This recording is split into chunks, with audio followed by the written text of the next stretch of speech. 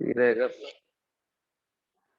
Graphs रहेगा। आज graphs देखेंगे। ग्राफ्स में अपन स्टार्ट करेंगे।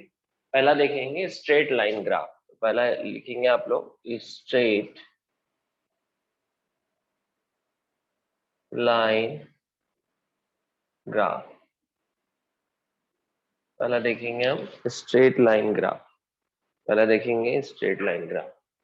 ग्राफ के थ्रू हम क्या देखते हैं कि एक फिजिकल क्वांटिटी का दूसरे फिजिकल क्वांटिटी के साथ कैसा वेरिएशन हो रहा है।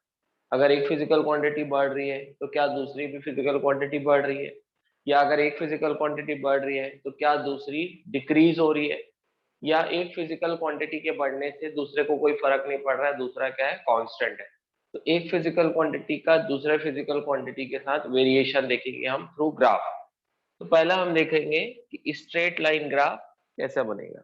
अब स्ट्रेट लाइन ग्राफ कैसा भी बन सकता है बेटा, देखो जैसे ये y एक्सिस में एक फिजिकल क्वांटिटी y और x एक्सिस में एक फिजिकल क्वांटिटी है x।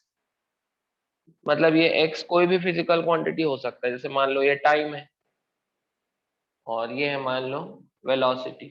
तो वेलोसिटी टाइम ग्राफ, तो वेलोसिटी जो है y एक्सिस में ड्रॉ कर रहे हैं और टाइम कौन से एक्सिस में, x एक्सिस में। तो हो सकता है ग्राफ ऐसा हो जाए सीधा, ये भी एक स्ट्रेट लाइन है। हो सकता है ऐसा हो जाए, या हो सकता है ग्राफ यहाँ से स्टार्ट हो, यहाँ से स्टार्ट ना होके यहाँ से स्टार्ट हो, ऐसा हो जाए, या हो सकता है ऐसा हो। बहुत सारे स्ट्रेट लाइन ग्राफ की पॉसिबिलिटी बनती है। तो देखते हैं हम कि कब कैसा कैसा ग्राफ बनेगा।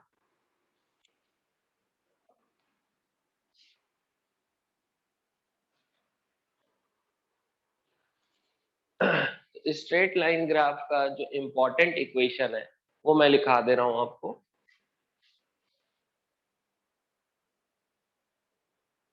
Important equation for straight line graph y equals to mx plus c। पहले इसको लिख लेंगे आप लोग, फिर अपन इसको समझेंगे डिटेल में। तो जो इम्पोर्टेंट इक्वेशन है बेटा स्ट्रेट लाइन ग्राफ का वो क्या है, y equals to mx plus c। ये ग्राफ किसके किसके बीच में है, मतलब वेरिएबल कौन है, y और x। ठीक है, तो graph is between y and x। Graph is between y and x, या बोलो y वर्सेस x ग्राफ, ऐसा भी बोल सकते हैं। ग्राफ किसके किसके बीच में ड्रॉ हो रहा है, y और x के बीच। फिर दूसरा c क्या है, इंटरसेप्ट। c है इंटरसेप्ट, सारी चीजों को अभी हम देखेंगे। और m क्या है यहाँ पर, slope of the graph. Slope of the graph लिख लेंगे इतना। m क्या है, स्लोप ऑफ द ग्राफ, इतना लिख लेंगे पहले यहां तक। एक एक करके देखेंगे कि भाई स्लोप क्या है, इंटरसेप्ट क्या है, ये सब देखेंगे हम। और ग्राफ किसके बीच में बन रहा है, y और x के बीच में। देखो एक चीज ध्यान रखना, अगर y का पावर 1 है और x का भी पावर 1 है तो ग्राफ हमेशा स्ट्रेट लाइन बनेगा। एक चीज ध्यान रखना, y और x का पावर 1, या ऐसा बोलो कि y और x का पावर अगर सेम है, y का पावर 1 x का भी पावर 1, तो ग्राफ क्या बनेगा, स्ट्रेट लाइन। अगर y का पावर 2 रहता तो x का पावर भी 2 रहता, तो भी क्या ग्राफ बनता है, स्ट्रेट लाइन ग्राफ। तो अगर y और x का पावर सेम है, या अभी जो हमारे काम का है मेनली कि अगर y और x का पावर 1 है तो ग्राफ क्या बनेगा, स्ट्रेट लाइन। बोलो क्लियर है एक चीज, कि अगर x का पावर 1 और y का पावर 1 तो ग्राफ क्या होगा, स्ट्रेट लाइन। ये कॉन्सेप्ट क्लियर है। Yes sir. यस।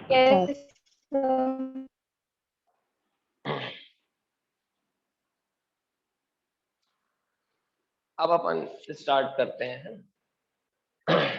तो पहले आप लोग समझेंगे कि इसमें जो अपन लिखे हैं कि भाई x क्या है, c क्या है, m क्या है, इसके बारे में पहले अपन देखेंगे इंटरसेप्ट। तो व्हाट इज इंटरसेप्ट, है ना, ये इक्वेशन है y equals to mx plus c। So what is intercept, it is the value of y when x is 0, when x is 0। जब x की वैल्यू 0 है, when x is 0, तो जो y की वैल्यू होगी वही कहलाएगी इंटरसेप्ट। जब x की वैल्यू 0 है, देखो इसमें x को 0 रखो तो y किसके बराबर हो गया, c के बराबर हो गया कि नहीं। so the value of y when x is 0 is known as intercept। देखो कैसे,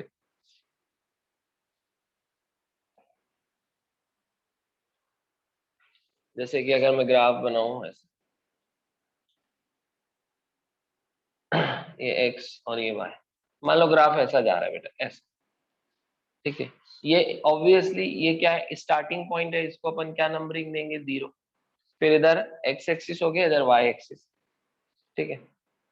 यहाँ पर देखो, जब यहाँ पर x 0 है तो क्या y भी 0 है क्या, y की वैल्यू हम y एक्सिस में मेजर करेंगे। देखो यहाँ y 0 नहीं है, यहाँ y की कुछ ना कुछ वैल्यू है। देखो ये मान लो ये नंबरिंग है, मान लो ये नंबरिंग है 5। तो जब x की वैल्यू 0 है तो y की वैल्यू 0 नहीं है। ये जो y की वैल्यू है इसी को हम बोलते हैं इंटरसेप्ट। बोलो समझ में आया क्या। Yes sir. Yes graph sir. यहाँ से स्टार्ट हो रहा है, ग्राफ यहाँ से स्टार्ट हो रहा है। तो जब x की वैल्यू 0, x को 0 देखो, जब x की वैल्यू कुछ होगी, यहाँ x की वैल्यू मान लो x1 है, तो y की वैल्यू ये है, y की वैल्यू हम हाइट से देखेंगे y1। वैसे ही जब x की वैल्यू x2 है तो y की वैल्यू y2 है, ये ऐसा। देखो ये x की x1, यहाँ से यहाँ तक ये वैल्यू x1, ये यहाँ से यहाँ तक ये वैल्यू x2।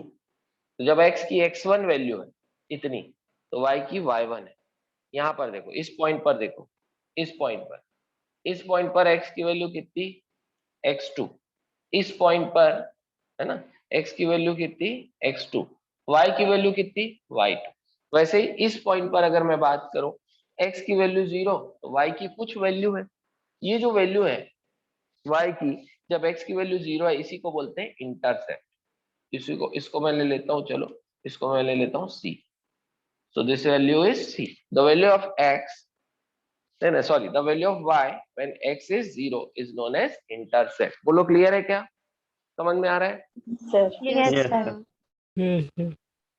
सर आपने भी क्या बोला था, value of the value of y when x is 0, आप लोग नोट करना चाहे तो लिख सकते हैं इंटरसेप्ट में,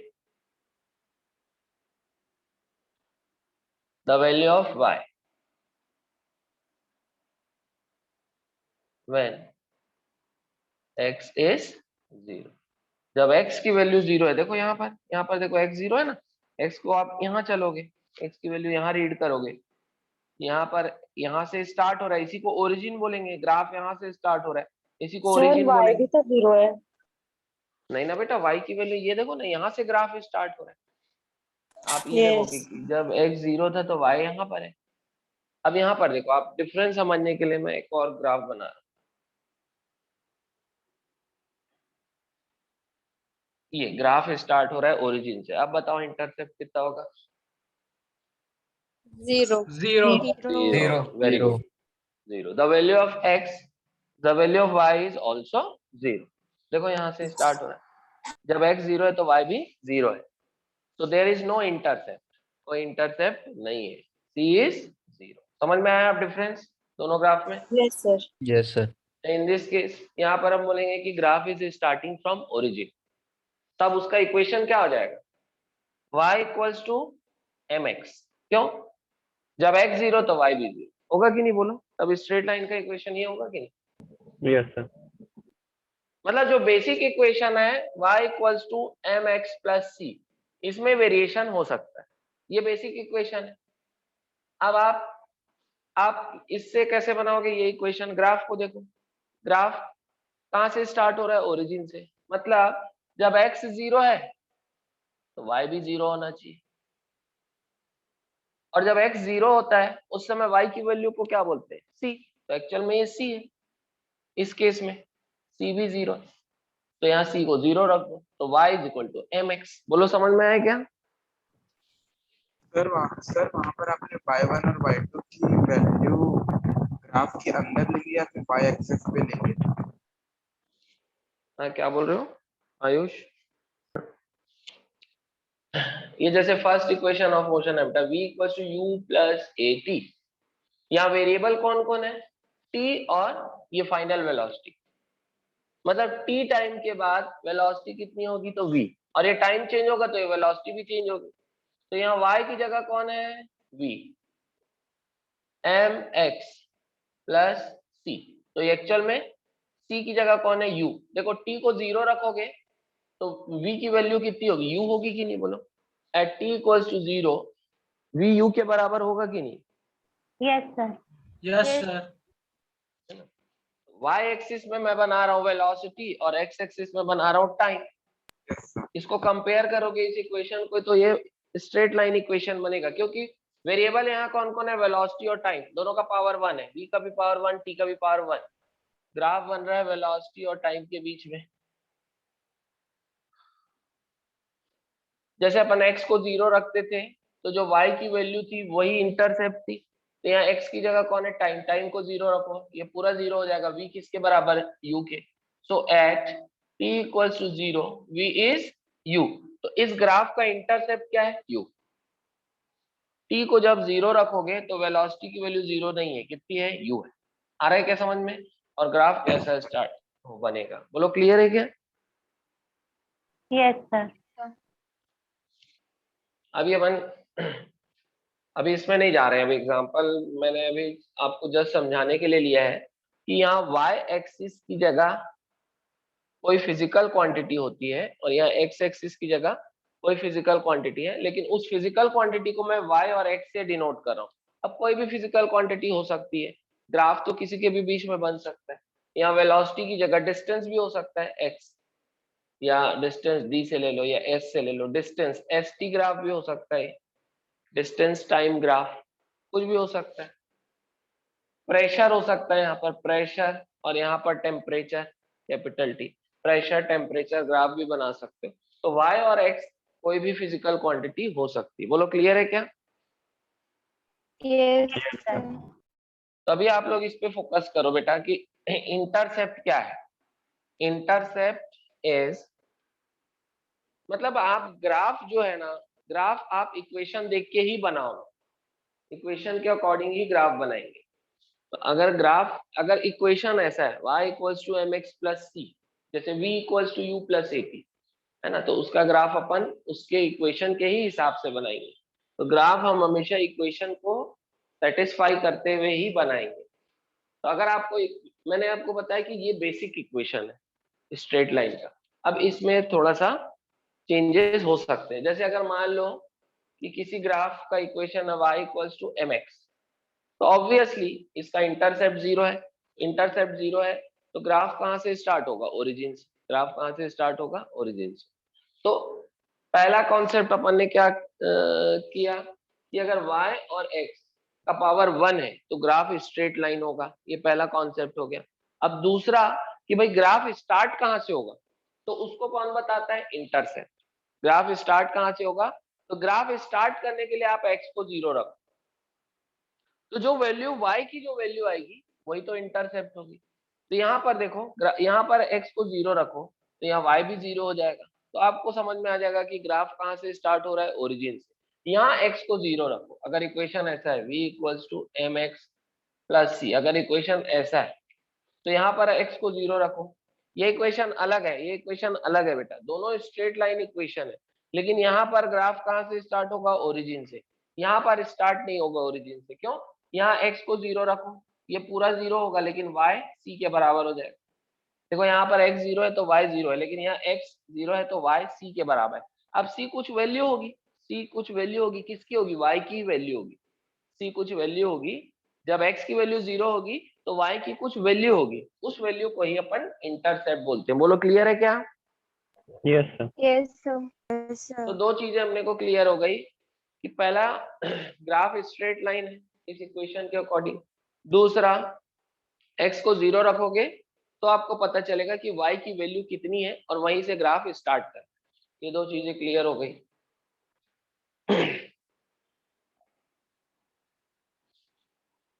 अच्छा, अगर मान लो ऐसा इक्वेशन रहता, देखो y इक्वल्स टू, मैंने बोला ये बेसिक इक्वेशन है, इसमें कुछ चेंजेस हो सकते हैं। जैसे मान लो इक्वेशन हुआ y equals to mx minus C. अब ये स्लोप निगेटिव हो गया, देखो जब x की वैल्यू जीरो, स्लोप हो रहा हूँ सॉरी, इंटरसेप्ट निगेटिव है, जब x की वैल्यू 0 है तो y की वैल्यू माइनस सी है, मतलब y की वैल्यू आप निगेटिव y एक्सिस से स्टार्ट करेंगे, ये ऐसा। अब मैं लाइन थोड़ा ऐसा बीच में बनाऊंगा, ये ओरिजिन हो गया, ये पॉजिटिव y और ये निगेटिव y। तो जब x 0 है तो y की वैल्यू यहाँ है कुछ, क्यों, माइनस सी, निगेटिव है ना, निगेटिव है मतलब टुवर्ड्स निगेटिव y एक्सिस आप ड्रॉ करोगे, ये वैल्यू है बेटा, ये वैल्यू निगेटिव, y की वैल्यू क्या है, निगेटिव है, माइनस सी। तो हो सकता है ग्राफ ऐसा चले जाए या ऐसा चले जाए, दोनों की पॉसिबिलिटी है। ये अपन देखेंगे कि ऐसा कब जाता है और ऐसा कब जाता है। लेकिन ये समझ में आया क्या कि अगर ये इक्वेशन होगा तो x की वैल्यू जब 0 होगी तो y की वैल्यू नेगेटिव होगी, ये समझ में आया क्या, बोलो। Yes, sir. Yes sir. Yes sir. है ना, तो ये इक्वेशन में मॉडिफिकेशन हो सकता है, इस इक्वेशन में मॉडिफिकेशन हो सकता है। तो c की क्या क्या वैल्यू पॉसिबल है बेटा, या तो c 0 होगा, अगर c 0 होगा तो ग्राफ कहां से स्टार्ट होगा, ओरिजिन से, या तो c पॉजिटिव होगा, अगर c पॉजिटिव होगा तो ग्राफ कहां से स्टार्ट होगा, पॉजिटिव y एक्सिस, ऐसा, या तो ऐसा जाएगा या तो ऐसा जाएगा। ये ऐसा कब होगा, अगर c क्या होगा, पॉजिटिव, या तो c क्या होगा, नेगेटिव होगा। नेगेटिव होगा तो यहाँ से स्टार्ट होगा, यहाँ से ऐसा जाएगा या तो ऐसा जाएगा। बोलो क्लियर है points. Yes sir. Yes sir. Good. तो दो चीज हमने देख लिया ना, इंटरसेप्ट हमने देख लिया। अब हम देखेंगे स्लोप। स्लोप क्या होता है, स्लोप क्या होता है ये देखेंगे।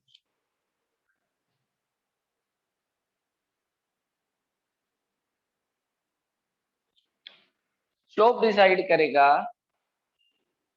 कि देखो, जैसे मान लो ये इक्वेशन है बेटा, y equals to M X plus C. यहां से तो क्लियर हो गया कि ग्राफ कहां से, ये ओरिजिन ले लो आप, है ना, ग्राफ कहां से स्टार्ट होगा, सी से, यहां से। अब ग्राफ ऐसा जाएगा कि ऐसा, ये कौन डिसाइड करेगा, स्लोप, ये कौन डिसाइड करेगा, स्लोप। ठीक है, अब देखो स्लोप क्या होता है एक्चुअल में, टेन थीटा, ये हो गया y, ये हो गया x। स्लोप होता है change in y upon change in x, या फिर dy by dx, differentiation of y with respect to x। अगर y x ग्राफ है तो differentiation of y with respect to x slope होता है। तो या तो dy बाय dx निकाल लो, या, है ना, dy बाय dx अगर आपको पता है मतलब यही वैल्यू स्लोप के बराबर होगी। It is also equal to tan theta, it is also equal to tan theta, इसको लिख लेंगे पहले, it is also equal to tan theta. तो स्लोप क्या है, del y by del x, dy by dx, या फिर टेन थीटा।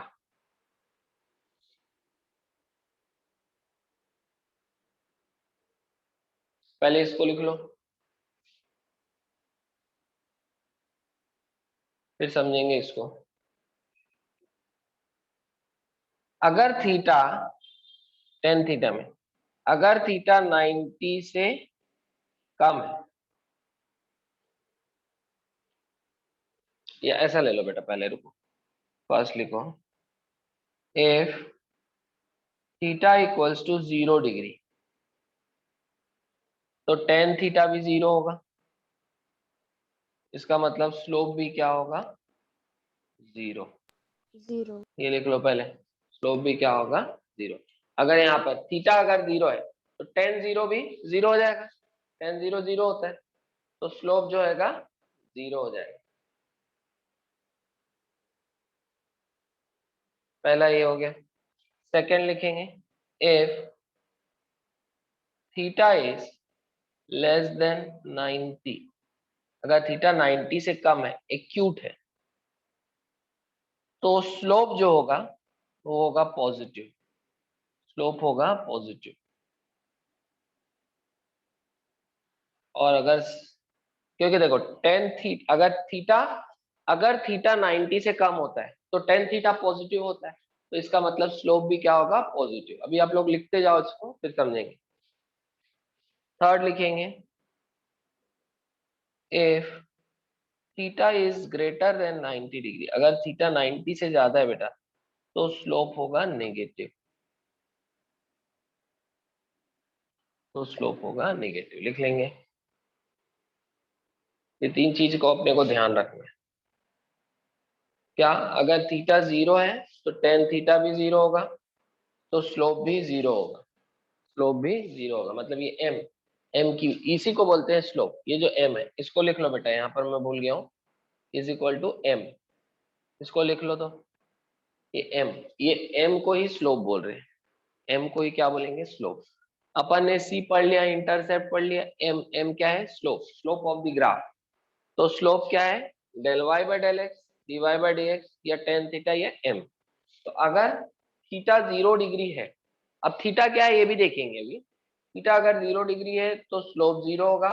थीटा अगर एक्यूट है, मतलब 90 से कम है, तो स्लोप पॉजिटिव होगा। थीटा अगर 90 से ज्यादा है तो स्लोप नेगेटिव होगा। लिख लिया ये सब। और स्लोप किसके बराबर है, एम, एम ही स्लोप है। बोलो, लिख लिया है? Yes, Yes, sir. sir. ठीक। तो एक्चुअल में थीटा क्या है बेटा, देख लो। ये जो लाइन है, ये एक्स एक्सिस के साथ जो एंगल बनाएगी, यहाँ पर आप एक एक्स एक्सिस ड्रॉ करो, इसी को थीटा बोलेंगे, इसी को क्या बोलेंगे, थीटा।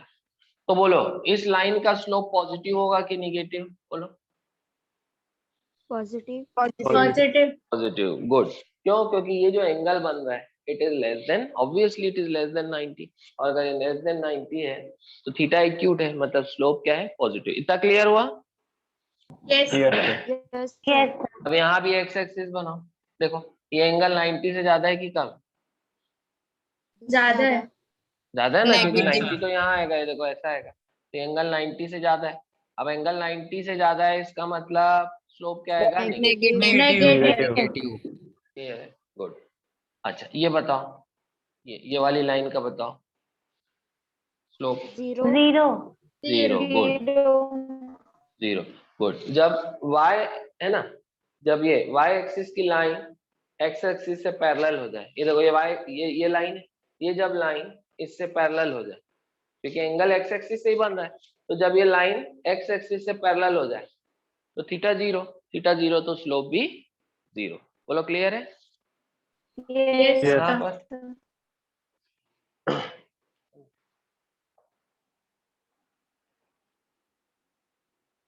तो थीटा किसके बीच का एंगल है बेटा, जो स्ट्रेट लाइन जो एक्स एक्सिस के साथ एंगल बना रही है वो है थीटा। तो ये अपन बना सकते हैं ऐसा,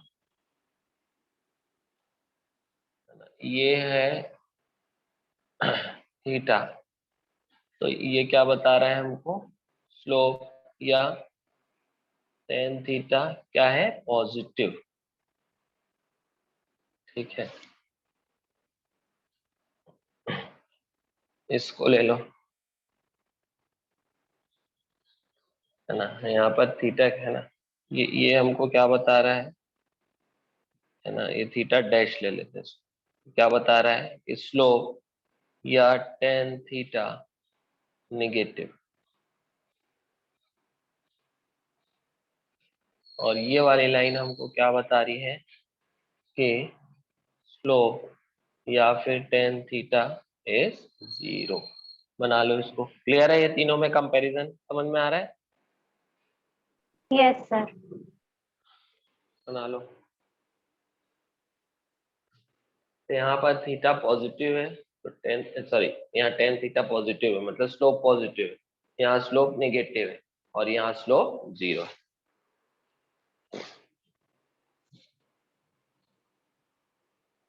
इसका मतलब यहाँ del Y by del X positive है, यहाँ del Y by del X negative है, यहाँ del Y by del X 0 है, क्योंकि slope del Y by del X के बराबर भी होता है।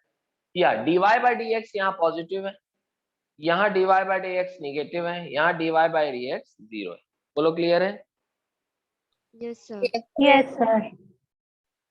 ठीक है, लिख लो यहाँ तक, पहले डायग्राम बना लो।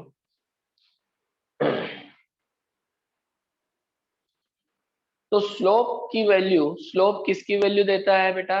Del Y by del X या D Y by D X के बराबर होता है। स्लोप किसकी वैल्यू देगा? D Y by D x या del Y by D X, del x.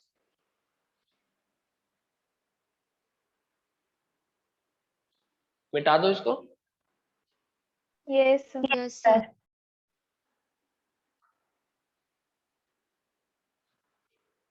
जैसे कि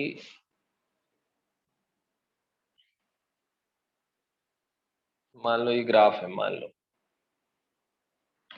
यहाँ पर जब x की वैल्यू x1 है, तब y की वैल्यू है y1। ये y की वैल्यू है y1।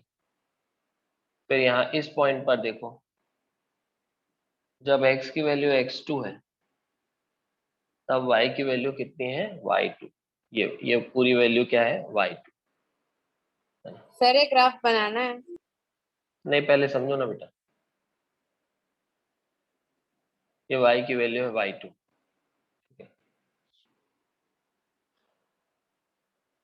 ये हो गया थीटा, ये हो गया थीटा। ठीक है। ये एक ट्रेंगल देखो बेटा, अभी ये वाला ट्रेंगल, ये वाला ट्रेंगल। अब इस ट्रेंगल में टेन थीटा क्या हो जाएगा? परपेंडिकुलर अपॉन बेस होगा कि नहीं? ये परपेंडिकुलर और ये बेस होगा। Ten Yes, theta, sir. Yes, sir. Yes, ये sir. परपेंडिकुलर इतनी लेंथ है, इतने। ये कितना होगा बताओ? ये लेंथ यहाँ से यहाँ तक पूरा कितना? y2 minus y2। y1। और ये कितना? y1।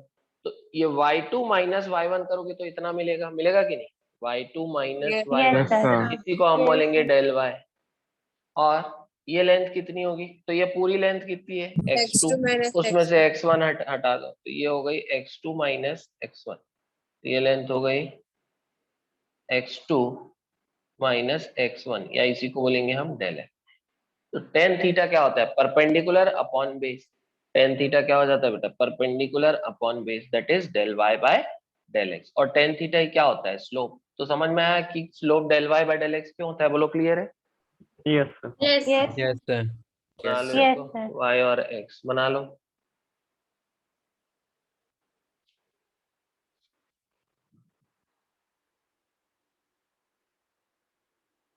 बेटा स्टेप बाय कांस्टेंट होता है। नोट पॉइंट लिखेंगे, slope of a straight line graph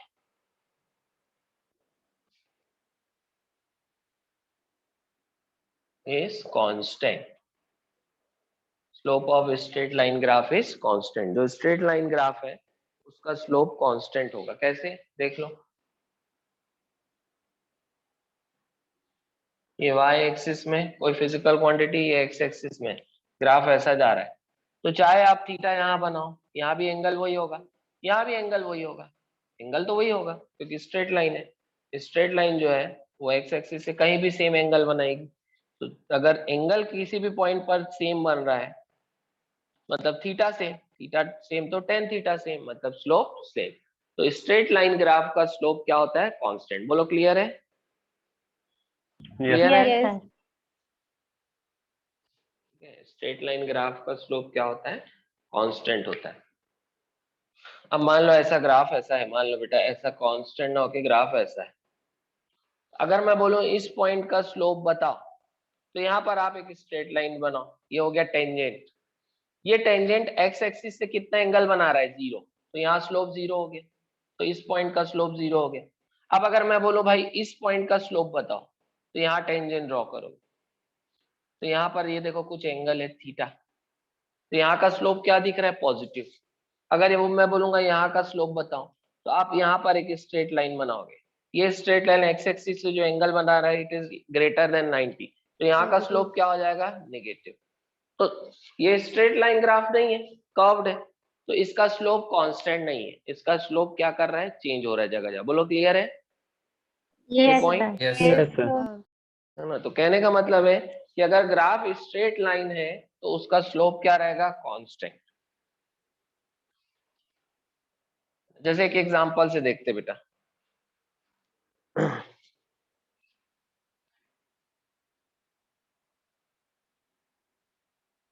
है ना, ये है y ग्राफ और ये x। y की जगह है वेलोसिटी और x की जगह है टाइम। ठीक, इस ग्राफ का स्लोप बताओ क्या होगा, पॉजिटिव कि negative? Positive. Positive. Positive. Positive. Good, मतलब m इज पॉजिटिव और m क्या है, del y by del x, लेकिन y में कौन है यहाँ, वेलोसिटी। तो इस वेलोसिटी टाइम ग्राफ का जो स्लोप होगा वो किसको रिप्रेजेंट करेगा, del v by del t को। बोलो क्लियर है क्या? क्योंकि स्लोप होता है Yes, del sir. y by del yes x। Sir. अब y में जो फिजिकल क्वांटिटी वो होगी, तो यहाँ पर कौन है फिजिकल क्वांटिटी, वेलोसिटी। भाई मैंने आपको y जस्ट इसलिए बना के दिया है क्योंकि अभी मैं y और x के बीच का ग्राफ आपको सिखा रहा हूँ, लेकिन अगर मैं पूरा ऐसा कर दूंगा तो आप थोड़ा सा कंफ्यूज हो सकते हो कि सर y कहाँ गया, x कहाँ गया, है ना। लेकिन मैं ये बता रहा हूँ कि आपको y की जगह दिया है वेलोसिटी और x की जगह दिया टाइम। मैं ऐसा भी बना सकता था, ऐसा भी पूरा। तो आपको y और x को ध्यान नहीं रखना है, फिर क्या देखना है यहाँ पर, y की जगह कौन ले लिया, वेलोसिटी, और x की जगह कौन ले लिया, टाइम। तो ये वेलोसिटी टाइम ग्राफ हो गया।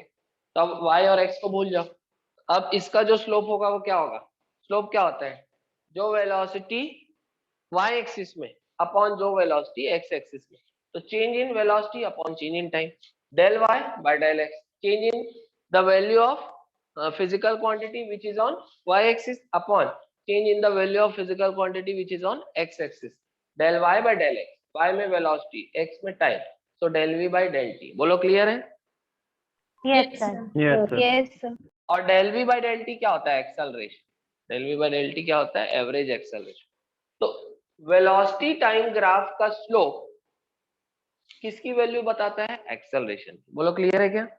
और यहां से Yes, हमको ये समझ में आ रहा है कि इस ग्राफ से हमको ये समझ में आ रहा है कि इस ग्राफ का स्लोप पॉजिटिव है, मतलब इस ग्राफ का del v by del t positive है, मतलब इस ग्राफ का एक्सेलरेशन क्या है, पॉजिटिव। इस ग्राफ का एक्सेलरेशन पॉजिटिव, मतलब जो भी बॉडी है जो मूव कर रही होगी, जिसका वेलोसिटी टाइम ग्राफ बताया गया है, उसका एक्सेलरेशन क्या है, पॉजिटिव। बोलो क्लियर है ये?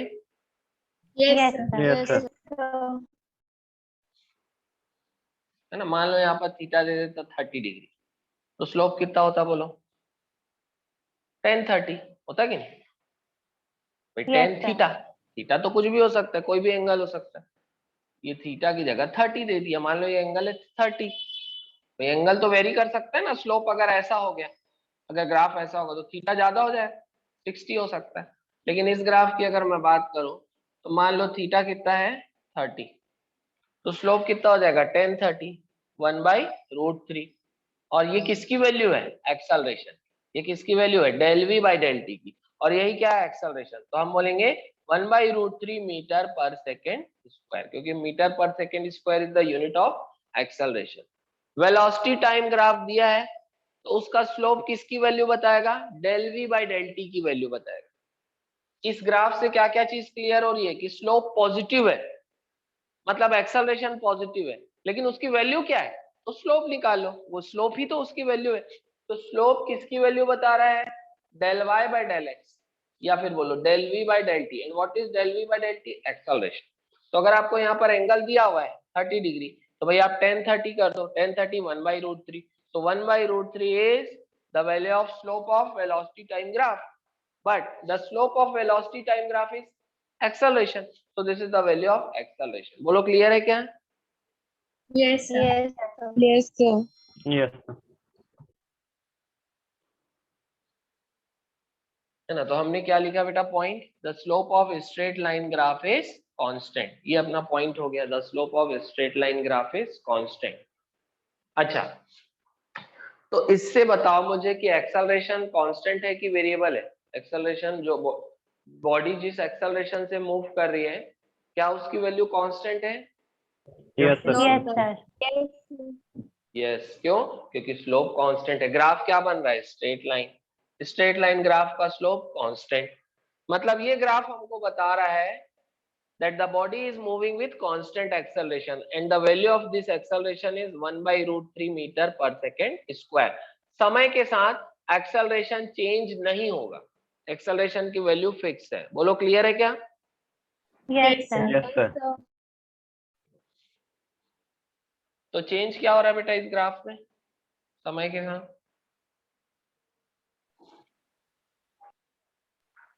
Velocity. ऑब्वियसली वेलोसिटी चेंज हो रही है ना।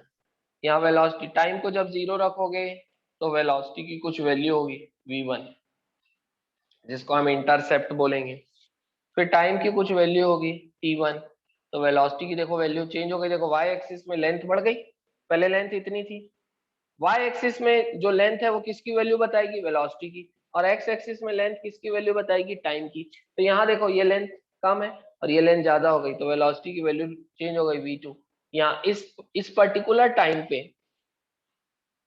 वेलोसिटी की कुछ ये देखो वैल्यू हो गई ये v3। तो यहाँ लगातार कौन चेंज हो रहा है? वेलोसिटी। लेकिन एक्सेलरेशन क्या है? कांस्टेंट। बोलो क्लियर है क्या? Yes, sir. Yes, sir. Yes, sir.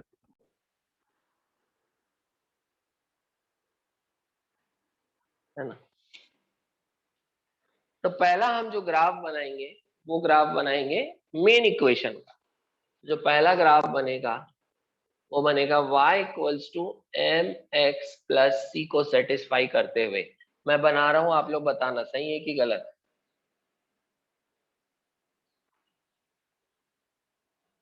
बोलो क्लियर है? ये इक्वेशन होगा इसका। Yes, सारी sir. चीजें अगर अपन Yes, sir. चेक करें तो क्लियर है, ये इक्वेशन बनेगा। Yes, sir. Yes, Yes, sir. Yes, sir. x की वैल्यू 0 रखोगे तो y की वैल्यू 0 नहीं है, तो इसका मतलब कुछ इंटरसेप्ट होना चाहिए। Graph should not start with origin, ये क्लियर है। दूसरा, ग्राफ स्ट्रेट लाइन होना चाहिए, वो भी दिया है। क्यों? x का पावर 1, y का भी पावर 1, वो भी क्लियर है। अब ग्राफ स्ट्रेट लाइन है, ग्राफ यहाँ से स्टार्ट होगा। अब ग्राफ ऐसा भी जा सकता था, ऐसा भी जा सकता था, लेकिन ग्राफ ऐसा ही जा रहा है। इसको कौन डिसाइड करेगा? स्लोप। स्लोप क्या दिख रहा है यहाँ पर? पॉजिटिव। स्लोप पॉजिटिव है। ऐसा तो नहीं दिया ना इक्वेशन बेटा y equal to minus M X plus C, क्या ऐसा दिया है क्या इक्वेशन? बोलो। No, No, sir. sir. No. अगर ऐसा दिया रहता तो स्लोप क्या हो जाता है? नेगेटिव। यहाँ पर स्लोप क्या दिख रहा है? पॉजिटिव। तो स्लोप अगर पॉजिटिव है मतलब थीटा जो है वो क्या होना चाहिए? एक्यूट होना चाहिए। Positive. हाँ, थीटा एक्यूट होना चाहिए, मतलब 90 से कम होना चाहिए, तभी जो है ना। देखो यहाँ पर कहीं भी एक्स एक्सिस बना लो और ये एंगल चेक कर लो, 90 से कम है। यहाँ पर भी एक्स एक्सिस बना लो, देख लो 90 से कम है। बोलो क्लियर है? तो क्या बन गया अपना Yes. इक्वेशन? Yes, sir. तो इस इक्वेशन को सेटिस्फाई करते हुए ये ग्राफ बन गया। बोलो क्लियर है? तो जब भी ऐसा इक्वेशन दे Yes. तो अपने को ऐसा ग्राफ बनाना है। बना लो इसको।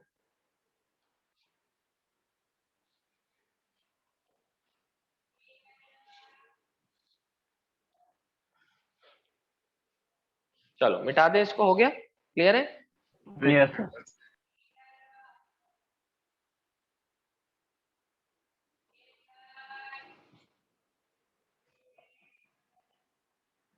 है ना। एग्जाम्पल अपन देखेंगे इस ग्राफ का। Example, velocity time graph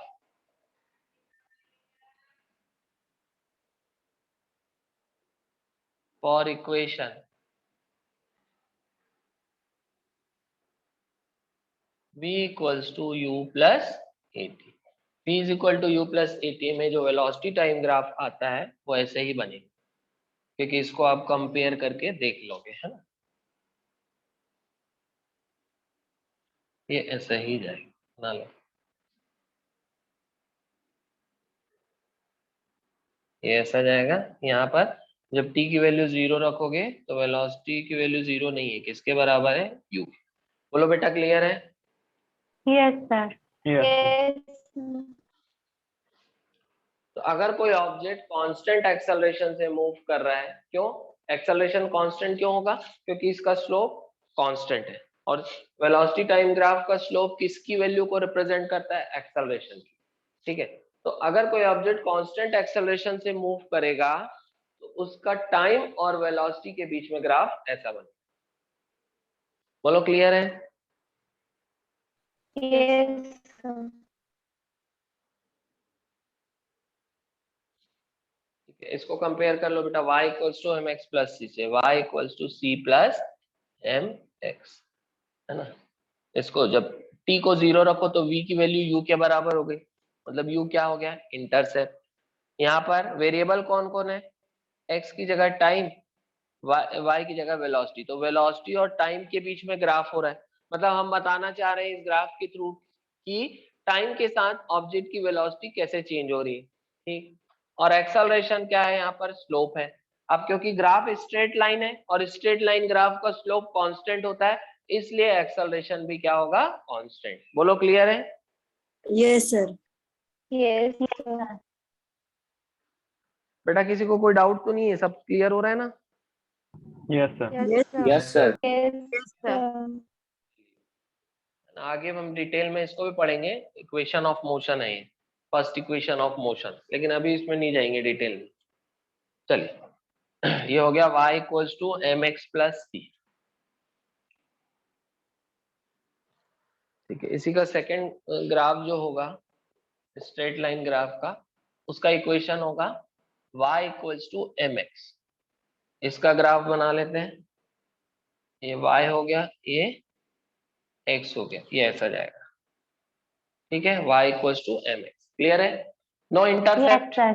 means graph start from origin, slope is positive, graph ऐसा जाएगा, x का पावर 1 y का भी power 1, graph straight line. Example v is equal to 80, है ना। होता क्या है बेटा, देखो कोई ऑब्जेक्ट है, उसकी इनिशियल वेलोसिटी मतलब जब टाइम देखना स्टार्ट कर, शुरुआत, तो शुरुआत मतलब एट t इक्वल्स टू 0, मान लो ऑब्जेक्ट की वेलोसिटी है u, इनिशियल वेलोसिटी शुरुआत की, और वो मूव कर रहा है विथ कांस्टेंट एक्सेलरेशन, तो उसकी t टाइम के बाद की वेलोसिटी मान लो है v, t टाइम के बाद की वेलोसिटी v, ठीक है। तो इक्वेशन बनता है v is equal to u plus A t. मतलब जब हमने टाइम देखना स्टार्ट किया तो ऑब्जेक्ट के पास ऑलरेडी कुछ वेलोसिटी थी, ऑब्जेक्ट मूव कर रहा था विथ वेलोसिटी u, कैसा मूव कर रहा था, कांस्टेंट एक्सेलरेशन। अब t टाइम के बाद की वेलोसिटी v, अब ये दोनों वेरिएबल हो सकते हैं, क्यों, समय बाद का समय तो मैं कभी भी देख सकता हूँ, 10 मिनट बाद तो वेलोसिटी कुछ होगी, 20 मिनट बाद तो t कुछ और हो जाएगा, वेलोसिटी कुछ और हो जाएगी, इसलिए ये दोनों वेरिएबल है। ये कांस्टेंट है, शुरुआत में जो वेलोसिटी दे दी वो तो चेंज नहीं होगी, वो तो हिस्ट्री बन गई कि भाई शुरुआत में 10 मीटर पर सेकंड की वेलोसिटी थी तो वो 10 ही रहेगी, तो ये कांस्टेंट है और ये कांस्टेंट है, तो वेरिएबल कौन है, v और t।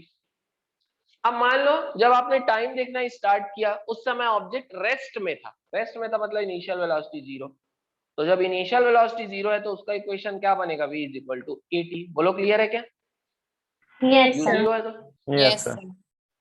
तो अगर मोशन रेस्ट से स्टार्ट हो रहा है तो u 0 होगा, तो उसका फिर उसका फर्स्ट इक्वेशन ऑफ मोशन ऐसा बन जाएगा, मतलब जब t 0 था, जब t 0 था, जब t 0 था तो v कितना था, जब t 0 था, है ना, जब t 0 था तो v कितना था, 0 था। देखो जब t 0 था तो वेलोसिटी की वैल्यू भी 0 थी, है ना, क्योंकि ऑब्जेक्ट किस में था, रेस्ट में। जब t 0 था तो v भी 0 है, जब t 0 है तो v भी 0 है, यहाँ इसमें मान लो ये t है ये v है। शुरुआत में जब टाइम 0 था, इनिशियल कंडीशन में, तो उस समय ऑब्जेक्ट रेस्ट में था, मतलब उसकी वेलोसिटी भी 0 थी, तो जब t 0 है तो वेलोसिटी भी 0, तो ग्राफ कहाँ से स्टार्ट होगा, ओरिजिन से, और उसका इक्वेशन ये होगा v is equal to a t, क्यों, क्योंकि u 0 है। अब इसको इससे कंपेयर करो, y equals to M x से, जब x 0 तो y भी 0। बोलो क्लियर है। Yes, Yes, sir. Yes, sir. तो जब इक्वेशन आपको ऐसा दिया हो बेटा y equals to M x, तो समझ जाना कि भाई at x equals to 0 y is also 0, इसका मतलब ग्राफ कहाँ से स्टार्ट होगा, ओरिजिन से। ग्राफ कहाँ से स्टार्ट होगा, ओरिजिन से। y equals to M x, इसका स्लोप पॉजिटिव है ना, इस ग्राफ का क्या हो जाएगा, देखो क्या क्या है, देखो y equals to M X, ये theta, slope constant, slope constant होगा एंड पॉजिटिव, ठीक है। Graph starts from origin.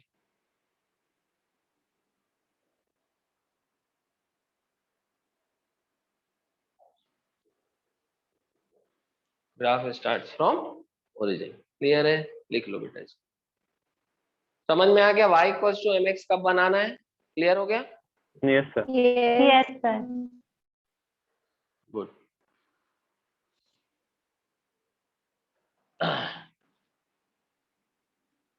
मिटा दो इसको। Yes, sir. Yes, sir. Yes. एक मिनट. Yes. ओहो, 1 मिनट बोलने में थोड़ा लेट हो गया। क्या लिखे थे अपन, बताओ। स्लोप क्या है? Constant Constant and positive. Positive. And positive. Positive. और क्या था दूसरा line? Graph starts from origin. Graph starts from origin. अभी लिख लियो बेटा, देखो जिसका भी छोटा था वो लिख लो। Yes, sir. चलो, अब नेक्स्ट जो इक्वेशन है वो हम देखेंगे y equals to mx minus C. y equals to mx minus C. Third, y equals to mx minus C. यहाँ पर क्या क्या है देखो, यहाँ पर इंटरसेप्ट कितना है? Minus c. At x equals to 0 y is minus c. Slope क्या है? पॉजिटिव। स्लोप अभी भी पॉजिटिव है, पॉजिटिव। और ग्राफ क्या है? Straight line. ग्राफ क्या है? Straight line. इसका ग्राफ क्या बनेगा देखो। अब यहाँ पर हमको y की वैल्यू निगेटिव y एक्सिस में बनाना पड़ेगा, तो यहाँ पर हमको निगेटिव y एक्सिस को भी शो करना पड़ेगा। इसके पहले हमको y की वैल्यू पॉजिटिव से ही स्टार्ट कर रहे थे, तो निगेटिव y एक्सिस दिखा नहीं रहे थे, यहाँ पर दिखाना पड़ेगा। मतलब यहाँ पर ग्राफ ऐसा बनेगा।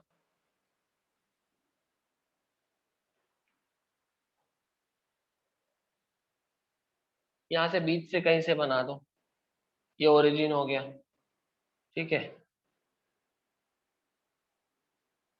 ठीक है, ये y एक्सिस, तो ये पॉजिटिव y एक्सिस, ये नेगेटिव y एक्सिस, और ये पॉजिटिव x एक्सिस। अब देखो x को 0 रखोगे तो y की वैल्यू नेगेटिव है, इधर नंबरिंग y की वैल्यू नेगेटिव है, माइनस y1 माइनस y2, मतलब ये लेंथ माइनस y1, ये पूरी लेंथ माइनस y2, ऐसा रहेगा। और इधर प्लस y1, ये प्लस y2। जानते हो ना बेटा x कोऑर्डिनेट y कोऑर्डिनेट में नंबरिंग कैसी होती है, अपने को पता है, Yes, sir. Cartesian coordinate system. तो ग्राफ ऐसा बनेगा,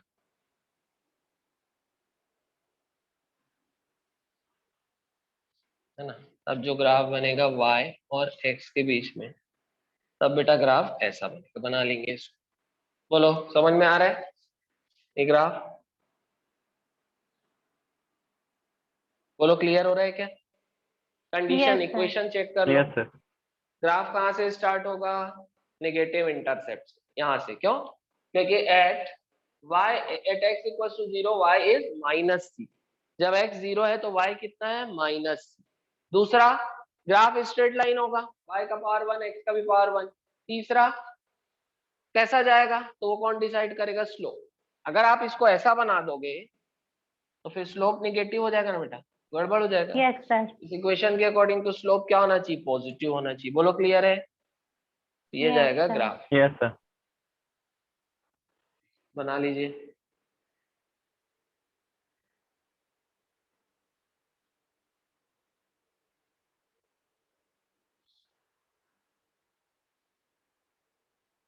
बन गया बेटा? हो गया? Yes, Yes. sir. Yes. Yes, sir. Clear है ना सबको? कोई डाउट तो नहीं है? क्लियर है? No. Yes. Yes, Yes, sir. sir. Clear. Clear है. चलिए आगे बढ़ते हैं। थर्ड हो गया ये। फोर्थ, लास्ट पॉसिबिलिटी क्या बची? Minus M X plus C, है ना। y equals to minus M X plus C. क्या खुद से बनाओगे एक बार, फिर टैली करोगे? बोलो, बनाओगे? ट्राई करोगे? Yes sir. Yes, sir. चलो बनाओ, So, बनाओ खुद से।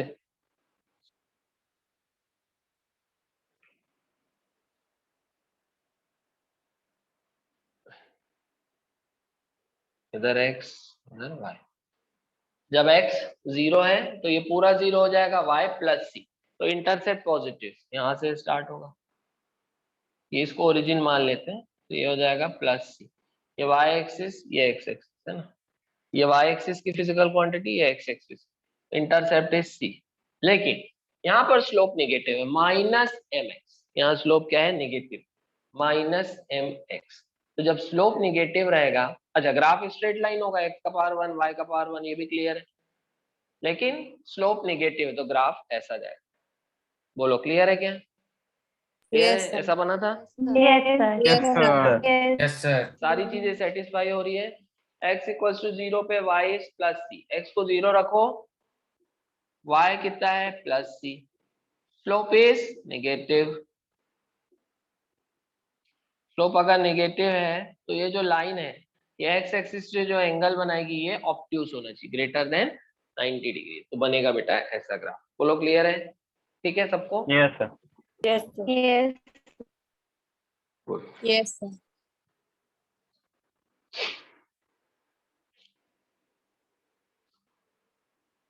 है ना? तो इसके डिटेल में अभी अपन नहीं जाएंगे बेटा कि इसका एग्जांपल क्या है, ये अपन वन डायमेंशनल मोशन में आगे जब हम पढ़ेंगे इक्वेशन ऑफ मोशन में, तो वहां मैं आप लोगों को सिखाऊंगा। बस ये समझ लो अभी equation of straight line graph in general अभी अपन सीख रहे हैं, ऐसा कोई दिक्कत नहीं है, क्लियर है? Yes, sir. Clear है। Yes, sir. Yes, sir. Good.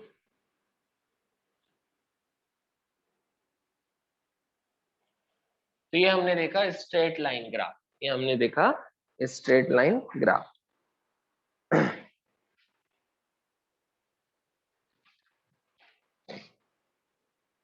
देखो होता क्या है, जब अपन किसी बॉडी को ऊपर फेंकते बेटा विद सर्टेन वेलोसिटी, ऑब्वियसली वो ऊपर जाएगा तो उसकी स्पीड कम होते जाएगी। क्यों? नीचे कौन एक्ट कर रहा है? Acceleration, due to acceleration act, sorry gravitational force act कर रही है, बॉडी को नीचे की तरफ खींच रही mg।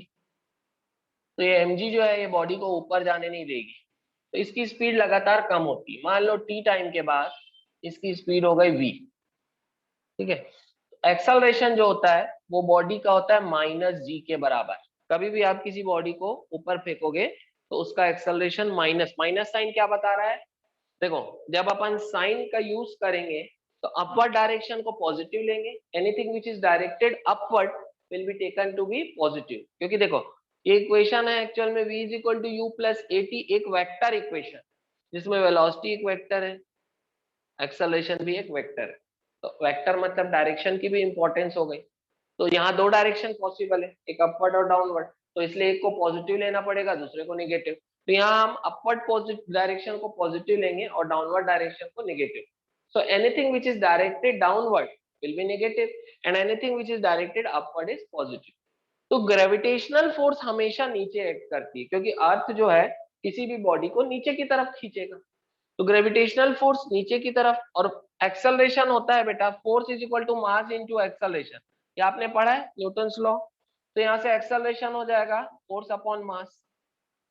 फोर्स कितना? mg upon mass m, mm cancel, तो एक्सेलरेशन इज g, लेकिन माइनस। क्यों?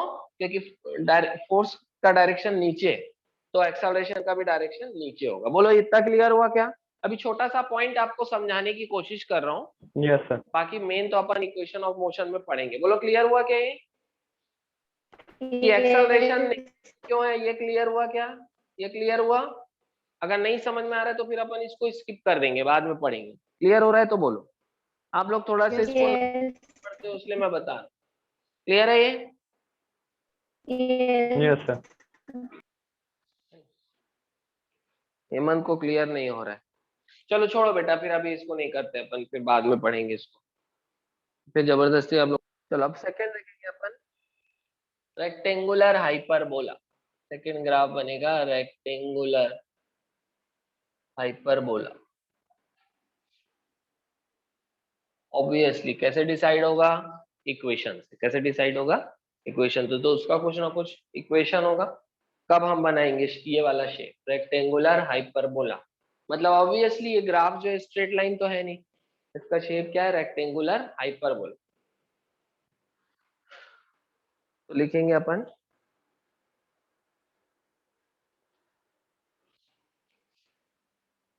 when y is inversely proportional to x, when y is inversely proportional to x, then the graph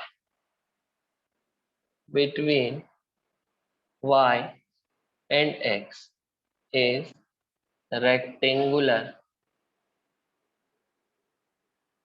hyperbola. इसका क्या मतलब है बेटा? y is inversely proportional to x का मतलब जब हम x की वैल्यू बढ़ाएंगे तो y की वैल्यू घटेगी। अगर x की वैल्यू बढ़ाने से y की वैल्यू कम हो रही है तो हम बोलेंगे कि y is inversely proportional to x। एक वैल्यू बढ़ रही तो दूसरी कम हो रही, या एक वैल्यू कम हो रही तो दूसरी बढ़ रही, तब रिलेशन क्या कहलाता है? Inverse relation. y is inversely proportional to x। तो जब भी y इनवर्सली प्रोपोर्शनल होगा x के तो y और x के बीच का ग्राफ क्या होगा? Rectangular hyperbola. और उसका शेप बना लो आप लोग। चलो शेप अभी खुद ही बन जाएगा, पहले समझ लेते। जैसे मान लो ऐसा है, मान लो x की वैल्यू है x1 तो y की वैल्यू है y1। y और x के बीच में ग्राफ बनना है, ठीक है। जैसे मान लो बेटा x की वैल्यू बढ़ी, x2 हो गई, y की वैल्यू ये हो गया, ये है y1। x की वैल्यू बढ़ी तो y की वैल्यू कम हो गई, ये देखो ये y की वैल्यू हो गई y2, यहां से यहां तक। x की वैल्यू और बढ़ी, y की वैल्यू और कम हो गई, यहाँ देखो ये y की वैल्यू ऐसे हो गई y3। x की वैल्यू और बढ़ाओ, है ना, x की वैल्यू x4 हो गई तो y की वैल्यू और कम हो गई, यहाँ कहीं आ गई, देखो ऐसे, ये y की वैल्यू यहाँ कहीं हो गई y4। तो देखो यहाँ से x लगातार बढ़ रहा है और y लगातार कम हो रहा है। एक वैल्यू बढ़ने से दूसरी वैल्यू अगर घटती है तो ग्राफ क्या बनता है? Rectangular hyperbola. तो इसका जो शेप बनाऊंगा मैं, लाइंस को ड्रॉ करूंगा, तो ऐसा बनेगा कि नहीं? बोलो, ऐसा ऑलमोस्ट ऐसा बनेगा, बनेगा Yes, Yes, sir. yes.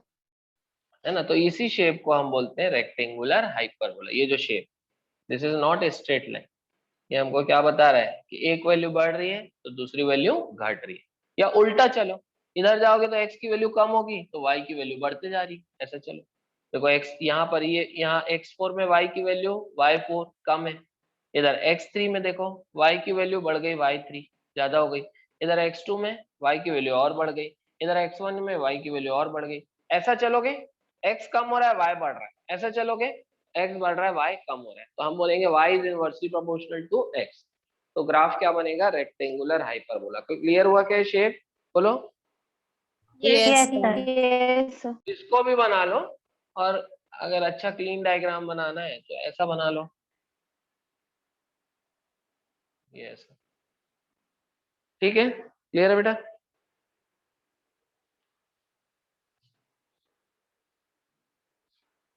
Clear है? बोलिए। Yes, sir.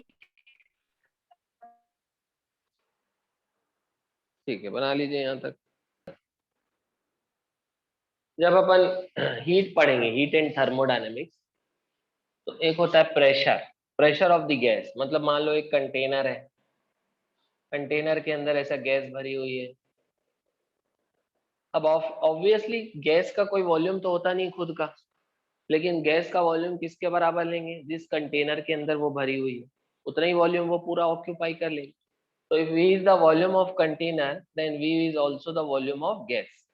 मान लो गैस का टेम्परेचर है T, ये टेम्परेचर केल्विन में होता है। दो टेम्परेचर की मेनली दो स्केल होती है, एक सेंटीग्रेड और दूसरा केल्विन। और भी स्केल्स होती है, वो हम आगे पढ़ेंगे, लेकिन अभी टेम्परेचर कौन सी स्केल में? केल्विन स्केल, ठीक। और गैस जो है वो चारों तरफ वॉल पे क्या लगाती है? प्रेशर लगाती है। अभी अपन रफली पढ़ रहे हैं, प्रेशर है P, ठीक है। तो इक्वेशन बनता है, वो इक्वेशन जो है गैस के प्रेशर, वॉल्यूम और टेम्परेचर को रिलेट करता है। इस इक्वेशन को बोलते हैं हम आइडियल गैस इक्वेशन। बोलो, इतने में तो कोई दिक्कत नहीं है ना? No, clear sir. है? Yes, sir. Yes, sir. Ideal gas Yes, equation जो है आइडियल गैस इक्वेशन जो है गैस के प्रेशर, गैस का वॉल्यूम और गैस के टेम्परेचर को आपस में रिलेट करता है, और ये होता है PV equals to mu RT। पढ़े हो क्या थोड़ा बहुत ही आप कहीं पर? यस सर, देखे हैं। Yes, yes sir. सर। अब ये म्यू और R क्या है इसको छोड़ दो, अभी आप ये कांस्टेंट है सपोज करो। म्यू होता है number of moles of the gas, R is a constant. अपन दोनों को अभी कांस्टेंट ले लेते हैं। क्या मैं इसको ऐसा लिख सकता हूँ, PV equals to C into T। Mu और R को मैं कांस्टेंट बोला, बोलो क्लियर है? Yes sir. Yes sir. ठीक। अब अगर मान लो गैस को हम तीन अलग अलग प्रोसेस से गुजार सकते हैं, तीन अलग अलग प्रोसेस हो सकता है गैस में। एक होता है बेटा आइसोथर्मल प्रोसेस। आइसोथर्मल प्रोसेस में टेम्परेचर को कांस्टेंट, आइसोथर्मल, थर्मल आइसो मतलब कांस्टेंट, थर्मल मतलब टेम्परेचर। अगर टेम्परेचर कांस्टेंट होगा, ऐसा प्रोसेस जिसमें टेम्परेचर कांस्टेंट होता है उसको आइसोथर्मल प्रोसेस बोलते हैं, जिसमें आप प्रेशर और वॉल्यूम को वेरी कर सकते हैं लेकिन टेम्परेचर वेरी नहीं होगा। प्रेशर और वॉल्यूम वेरी होगा लेकिन टेम्परेचर वेरी नहीं होगा। ऐसा प्रोसेस कहलाता है आइसोथर्मल प्रोसेस। एक और प्रोसेस होता है जब प्रेशर कांस्टेंट होता है, वॉल्यूम और टेम्परेचर वेरी कर सकते हो लेकिन प्रेशर कांस्टेंट है, वो दूसरा प्रोसेस हो गया, उसको बोलेंगे आइसोबारिक प्रोसेस। आइसोबारिक, बारिक मतलब बार, मतलब bar is the unit of pressure, तो इसलिए आइसोबारिक प्रोसेस। तो एक प्रोसेस ये भी होता है आइसोबारिक प्रोसेस, एक होता है आइसोथर्मल प्रोसेस। एक होता है जिसमें वॉल्यूम कांस्टेंट होता है और बाकी दोनों चेंज होते हैं, बाकी दोनों मतलब प्रेशर और टेम्परेचर चेंज होते हैं, तो ऐसा प्रोसेस को हम आइसोकोरिक प्रोसेस बोलते हैं। आइसोकोरिक। तो तीन प्रोसेस पॉसिबल है, तीन प्रोसेस होते हैं मेनली, और भी प्रोसेस होते हैं, एडियाबैटिक प्रोसेस होता है उसको हम बाद में पढ़ेंगे। अब इन तीनों में से किसी एक को कांस्टेंट रखो, बाकी दो को वेरी करो। टेम्परेचर को कांस्टेंट रखे, प्रेशर और वॉल्यूम को वेरी करो, तो वो प्रोसेस क्या कहलाएगा, आइसोथर्मल प्रोसेस। प्रेशर को कांस्टेंट रखो और वॉल्यूम को टेम्परेचर के साथ वेरी कराओ। टेम्परेचर वेरी करो और देखो कि वॉल्यूम, गैस का वॉल्यूम क्या हो रहा है, बढ़ रहा है कि कम हो रहा है, एक्सपांशन हो रहा है कि कम हो रहा है। किसको कांस्टेंट रख के, प्रेशर को। टेम्परेचर बढ़ाओ मतलब गैस को हीट करो और देखो कि गैस फैल रही है या कॉन्ट्रैक्ट हो रही है, वॉल्यूम का एक्सपांशन हो रहा है या कॉन्ट्रैक्शन हो रहा है। तो मतलब कुल मिला के टेम्परेचर के साथ वॉल्यूम का वेरिएशन देखना at constant pressure is known as isobaric process. लेकिन अभी हम ये दोनों में नहीं जाते हैं, अभी अपने को जो ग्राफ बनाना है वो होगा आइसोथर्मल प्रोसेस। आइसोथर्मल प्रोसेस कौन सा प्रोसेस है, ऐसा प्रोसेस जिसमें गैस के टेम्परेचर को कांस्टेंट रखा जाता है और प्रेशर और वॉल्यूम में वेरिएशन देखा जाता है कि वॉल्यूम, प्रेशर चेंज होगा तो वॉल्यूम का मतलब गैस के वॉल्यूम में क्या वेरिएशन आएगा। बोलो क्लियर है क्या है? इतना क्लियर सर है? एक बार और। Yes sir. Yes sir. Sir अभी हम अभी बेटा कौन सा प्रोसेस देख रहे हैं, आइसोथर्मल प्रोसेस। आइसोथर्मल प्रोसेस, अच्छा ये इक्वेशन समझ में आया क्या सबको, इसमें तो कोई दिक्कत नहीं है, ये यस इक्वेशन सर। है ना? ये इक्वेशन क्लियर है क्या बेटा, बोलो। इसमें किसी को डाउट है ये वाला इक्वेशन में? No sir. मतलब गैस के पर्टिकुलर टेम्परेचर और पर्टिकुलर वॉल्यूम में हम प्रेशर निकाल सकते हैं इस इक्वेशन की मदद से। आपको गैस का टेम्परेचर दिया, उसका वॉल्यूम दिया, तो क्या आप इस इक्वेशन से प्रेशर नहीं निकाल सकते? निकाल सकते हैं ना। Yes sir. कुल मिला यस के ये इक्वेशन जो है गैस के प्रेशर, वॉल्यूम और टेम्परेचर को रिलेट कर कुल मिला के, ठीक। अगर, और मैंने बताया कि तीन प्रोसेसेस हो सकते हैं, आप गैस के टेम्परेचर को कांस्टेंट रखो और प्रेशर बढ़ा के देखो। कांस्टेंट टेम्परेचर, अगर आप आइसोथर्मल प्रोसेस कैरी कर रहे हो तो आपको टेम्परेचर कांस्टेंट मेंटेन करना पड़ेगा, ये कंडीशन है। दूसरा, अब आप प्रेशर को बढ़ा के देखो, फिर देखो वॉल्यूम के साथ क्या चेंज आ रहा है। प्रेशर को कम करके देखो, फिर देखो वॉल्यूम में क्या चेंज आ रहा है। तो variation of pressure with volume और variation of volume with pressure of gas at constant temperature is known as isothermal process. बोलो ये क्लियर हुआ? क्लियर है? Yes, sir. Yes, sir. Yes, sir. है ना? आइसोथर्मल प्रोसेस में टेम्परेचर को constant रख के प्रेशर का वॉल्यूम के साथ वेरिएशन देखते हैं या वॉल्यूम का प्रेशर के साथ। ऑब्वियसली एक चेंज होगा तो दूसरा भी क्या होगा, चेंज होगा। ठीक, तो यहाँ पर देखो बेटा, इतना समझ में आया जो क्वेश्चन पूछ रहे थे आप, सर समझ में नहीं आया करके, इतना क्लियर हुआ? कौन पूछा था बेटा अभी? ग्राफ किसके बीच में बनाया जाता है? वेरिएबल्स के बीच। आइसोथर्मल प्रोसेस अगर मैं लूं, आइसोथर्मल प्रोसेस इक्वेशन क्या है?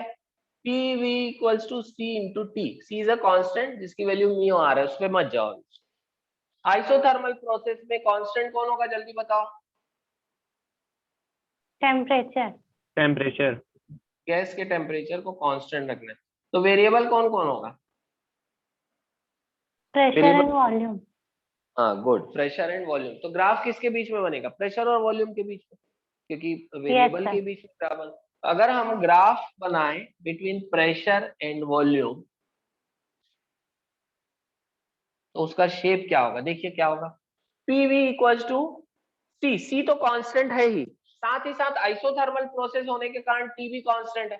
Constant into constant another constant, तो पीवी इज कांस्टेंट। बोलो ये क्लियर है क्या? ये क्लियर है? Yes, sir. और क्या मैं ऐसा लिख सकता हूँ, P is equal to constant upon V, लिख सकता हूँ क्या? बोलो। Yes, Yes, sir. sir. Yes, sir. Yes, sir. Constant हटाते हैं, कांस्टेंट हटाते हैं तो प्रोपोर्शनलिटी का साइन लग जाता है, ये पता है अपने को? Yes, अगर मैं Yes, कांस्टेंट हटाऊंगा तो क्या मैं इसको ऐसा लिख सकता हूँ, pressure is inversely proportional to volume, लिख सकता हूँ? बोलो। Yes, sir. Yes, sir. Sir. तो क्या रिलेशन दिख रहा है बेटा? Y is inversely proportional to X वाला दिख रहा है क्या? बोलो, दिख रहा है क्या? Yes, sir. Yes, sir. Yes, sir. यहाँ ग्राफ क्या बनेगा? Rectangular hyper. यहाँ ग्राफ क्या बनेगा? तो for isothermal process pressure volume graph is rectangular hyperbola. ये प्रोसेस क्या होना चाहिए? आइसोथर्मल। आइसोथर्मल प्रोसेस में प्रेशर और वॉल्यूम के बीच का ग्राफ क्या होगा? Rectangular hyperbola. बोलो क्लियर हुआ क्या? Yes, sir. हैंड्स अप करेंगे अगर क्लियर हो रहा है तो बेटा बोलो एक बार जल्दी से।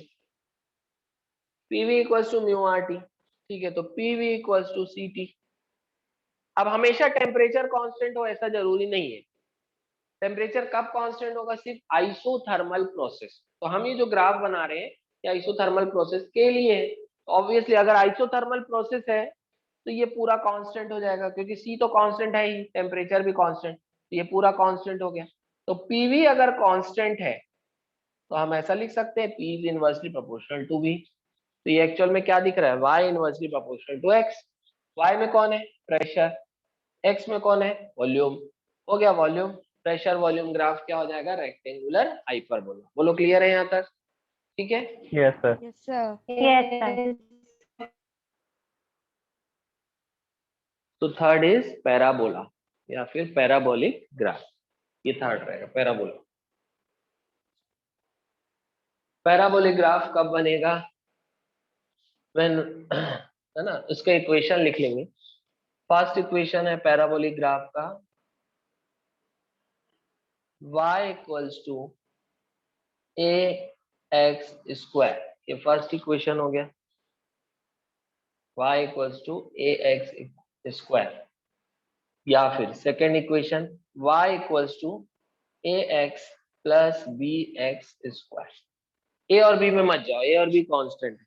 कुल मिला के अगर y का पावर 1 हो और x का मैक्सिमम पावर 2 हो, x का मैक्सिमम पावर 2 हो, यहाँ पर तो देखो x का पावर 2 है, यहाँ x का 1 भी है और 2 भी है, ax मतलब x1, लेकिन हम क्या देखेंगे? Maximum power. तो या तो ऐसा इक्वेशन हो या तो ऐसा इक्वेशन हो, तो ग्राफ क्या बनेगा? पैराबोला। लिख लेंगे ग्राफ विल बी पैराबोला। बोलो क्लियर है? Yes, sir. Yes, sir. Yes. तो ये दोनों इक्वेशन हमको लिखना है, दोनों इक्वेशन हमको लिखना है। पहले ग्राफ बनाना सीखेंगे, फिर एक आध इसका एग्जांपल देखेंगे। तो पैराबोला, पैराबोलिक ग्राफ। अब इसका शेप अपन एक बार बनाने की कोशिश करते हैं, फिर एक रफ शेप बनाएंगे, फिर अपन एक फेयर शेप बनाएंगे। एक रफ शेप देख लेते हैं। अपन ये वाला इक्वेशन लेते हैं अभी, y equals to ax square, ये वाला इक्वेशन, ठीक। a कांस्टेंट है तो ऑब्वियसली आप ऐसा भी लिख लो बेटा, और यहाँ पर क्लियर है y proportional to x square, clear है कि नहीं? a कांस्टेंट है तो लिख सकते हैं अपन sir. ऐसा। Yes, जब भी sir. अगर आपको ऐसा इक्वेशन दिया है y equals to ax square, a constant है, कुछ भी हो सकता है, या फिर y proportional to x square, यहाँ x का पावर 2 है, या फिर ऐसा इक्वेशन दे तो आप ग्राफ क्या बनाएंगे? पैराबोला।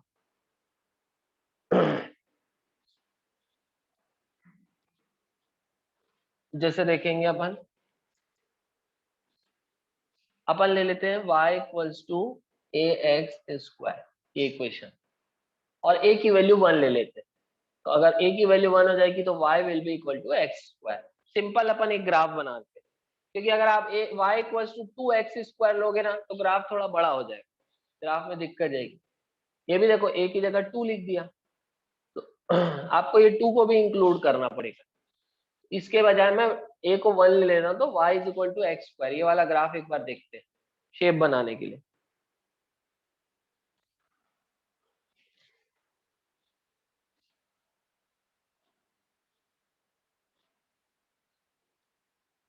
ये x हो गया, ये y हो गया, ठीक है। ये x का 0, ये 1, ये 2, ये 3, ये 4, ये 5, ये 6, 7, 8। अब ये y में देख लो बेटा, y की नंबरिंग 1, 2, 3, 4, 5, 6, 7, 8 और ये यहाँ पर 9। पूरा ग्राफ दिख रहा है, कोई डाउट तो नहीं है?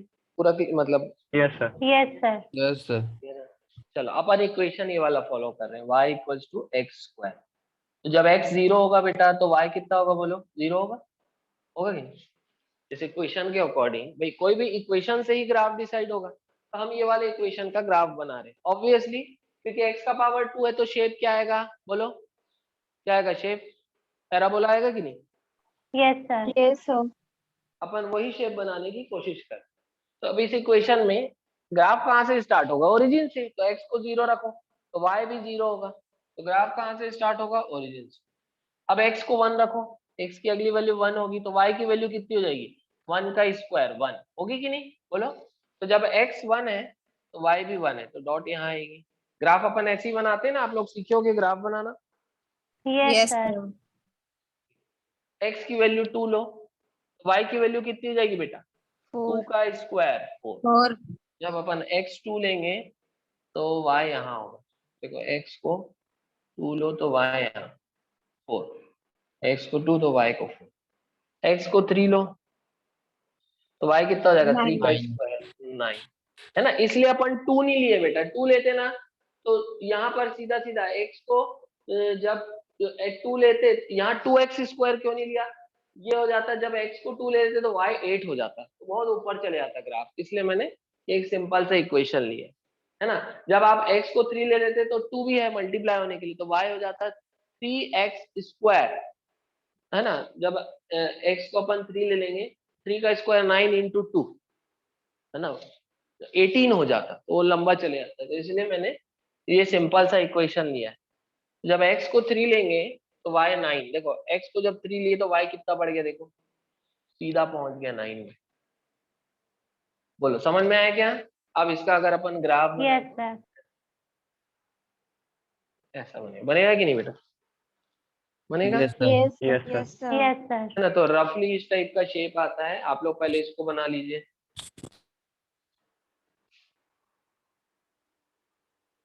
सर बन गया। बन गया ना, चलो अच्छी बात है। तो इसको अगर अपन ऐसे ही इस इक्वेशन के अकॉर्डिंग अगर अपन थोड़ा सा फेयर बनाने की कोशिश करें, ऐसे ही अपन, तो ये इस टाइप का कुछ बन जाएगा, ठीक है। ऐसा भी बना सकते हैं, क्लियर है? Yes, sir.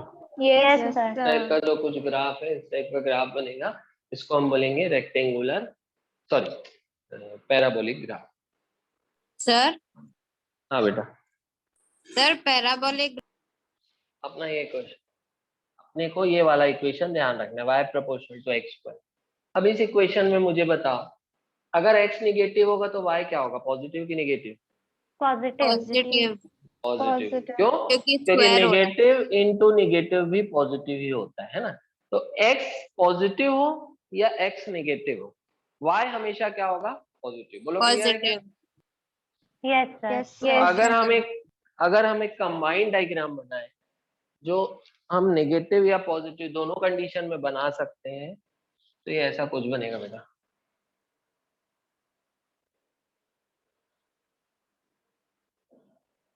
बनेगा क्या, बोलो ऐसा? ऐसा कब बनेगा? इतना हाफ, ये Yes, पूरा sir. एक साथ नहीं बनेगा। इतना हाफ कब बनाओगे, जब x निगेटिव हो, ओरिजिन हो गया। इतना हाफ से कब बनाओगे, इतना ही कब बनाओगे, इसको भूल जाओ। ये वाला ग्राफ कब बनेगा, जब x की वैल्यू पॉजिटिव एक्सिस में बढ़ रही है तो y की वैल्यू बढ़ रही है। y की वैल्यू तो पॉजिटिव y एक्सिस में ही बढ़ेगी, क्योंकि y की वैल्यू नेगेटिव नहीं है। अब इधर देखो, x की वैल्यू इधर नेगेटिव y एक्सिस में बढ़ रही, लेकिन y की वैल्यू अभी भी पॉजिटिव y एक्सिस में बढ़ रही। इसको अगर मैं तोड़ के बनाऊं, तो अगर x पॉजिटिव है तो ग्राफ ऐसा जाएगा, जब x क्या हो, पॉजिटिव। बोलो क्लियर है? और Yes, जब sir. x नेगेटिव है,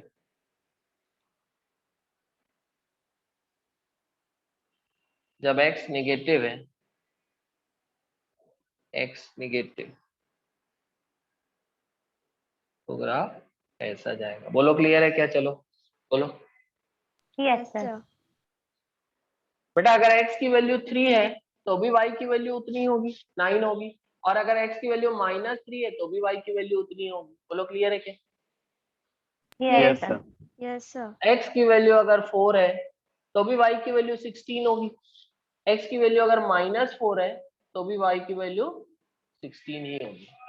तो इसलिए मैं एक कंबाइंड ग्राफ बना दिया हूं, लेकिन ये एक साथ नहीं बनाओगे कभी भी, क्योंकि x या तो पॉजिटिव होगा या तो नेगेटिव। तो ऐसा ग्राफ नहीं बनेगा, एक्चुअल में कंबाइंड बनाया है। अगर x पॉजिटिव होगा तो ये बनेगा, इसका इधर वाला हाफ, और अगर x नेगेटिव होगा तो इधर। बोलो क्लियर है क्या, समझ में आया? Yes, sir. Yes, sir. है ना। तो ये कौन सी कंडीशन का ग्राफ है, y proportional to x square का graph, y proportional to x square का, या आप बोलो पैराबोलिक ग्राफ।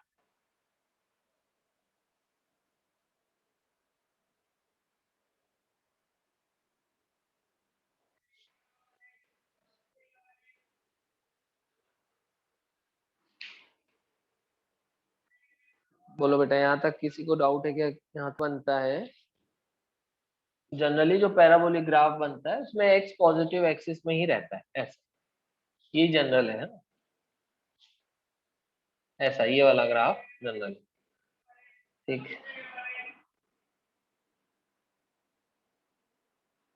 ठीक है। अच्छा, इस ग्राफ का जो स्लोप होगा वो ऑब्वियसली क्या होगा, dy by D x,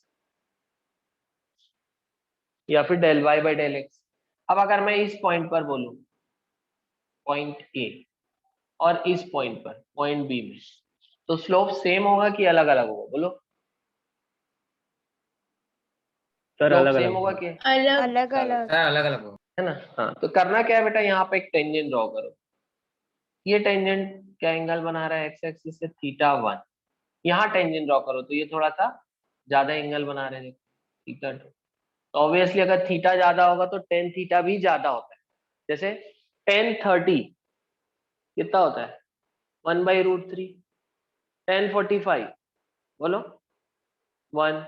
1. 1060 1060 √3. √3। Root 3. तो देखो थीटा बढ़ रहा है तो टेन थीटा भी बढ़ रहा Yes, है, sir. 1/√3 1√3 बढ़ रहा है कि नहीं? Yes. Yes, Yes, sir. sir. Yes, sir. Theta बढ़ेगा तो टेन थीटा भी बढ़ेगा, मतलब स्लोप भी बढ़ेगा, मतलब dy बाई डी एक्स भी बढ़ेगा। तो ये ग्राफ हमको क्या बता रहा है, ये ग्राफ हमको बता रहा है कि स्लोप लगातार बढ़ रहा है। ये ग्राफ हमको बता रहा है कि एक तो स्लोप पॉजिटिव है और स्लोप लगातार बढ़ रहा है, इंक्रीजिंग स्लोप। बोलो क्लियर है क्या? Yes, sir. तो यहाँ पर क्या दिख रहा है बेटा, θ1 इज ग्रेटर देन θ2, तो slope at A is greater than slope at B, बोलो क्लियर है? या फिर dy by dx at A is greater than dy by dx at B, बोलो क्लियर है? Yes. Yes, sir. ये ग्राफ हमको क्या बता रहा है? Slope is increasing continuously.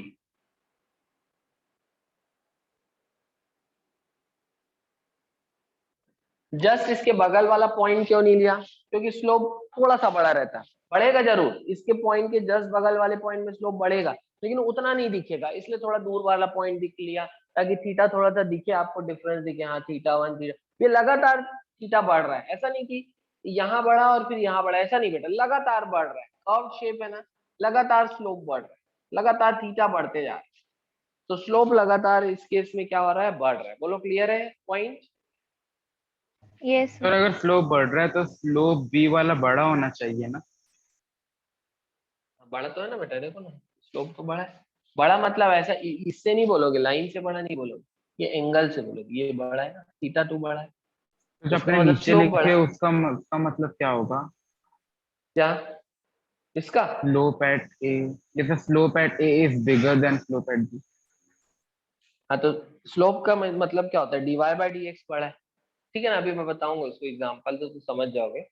अभी इतना समझ में आया कि नहीं कि ये यस एंगल सर। छोटा है और ये एंगल बड़ा है, तो भाई यहाँ का tan थीटा छोटा होगा, यहाँ का tan थीटा बड़ा होगा, ऑब्वियसली यहाँ का स्लोप छोटा होगा, यहाँ का स्लोप बड़ा होगा। ये अभी क्लियर है क्या? बोलो।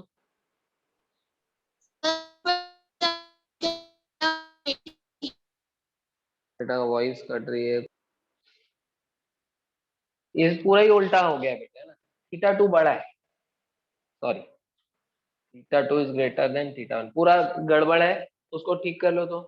तो थीटा 2 बड़ा है थीटा 1 से, है ना? तो obviously slope at a will be less than slope at b, b का स्लोप बड़ा होगा, तो dy by dx at a will be less than b, ठीक है? तो स्लोप इज इंक्रीजिंग कंटिन्यू, ठीक है? ठीक बोल रहे हो, ठीक है ना? समझ में आ गई गलती?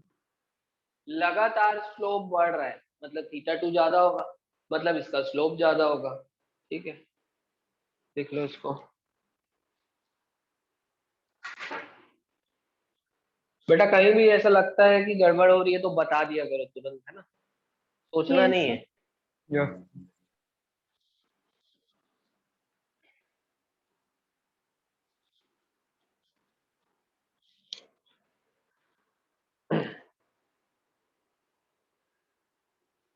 जैसे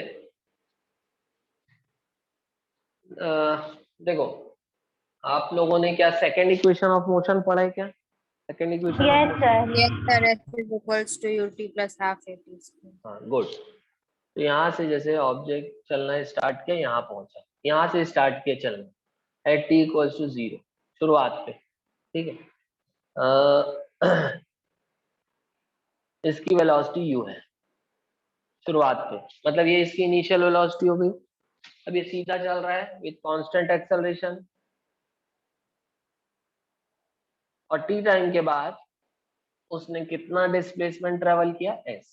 s क्या होता है? डिस्प्लेसमेंट। डिस्प्लेसमेंट मतलब कितना पोजीशन में चेंज हुआ, तो पहले यहाँ था, बाद में यहाँ आया, कितना चेंज हुआ पोजीशन में, कितना डिस्प्लेस हुआ?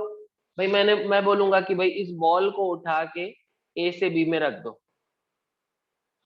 तो आपने बॉल की पोजीशन को ए से बी किया, मतलब उसकी पोजीशन को चेंज किया, मतलब आपने बॉल को क्या किया? डिस्प्लेस किया, डिस्प्लेस, उसकी जगह से हटा दिया।